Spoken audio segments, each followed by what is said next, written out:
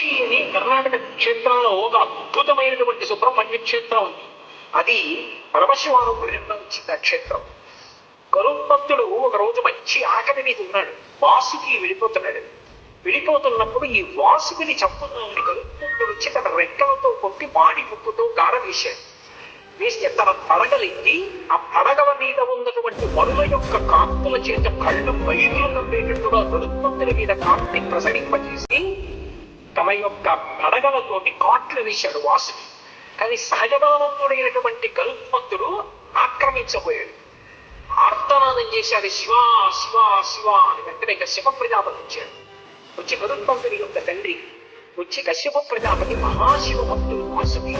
అటువంటి వాసుకిని చెనకుతున్న శివా అని పిలుస్తుని ప్రమాదం సంభవిస్తుంది. వెంటనే విడిచిపెట్టేసి వేరొక ప్రాంతాన్ని చెప్పాడు, ఆ ప్రాంతానికి వెళ్ళిపో, అక్కడ నీకు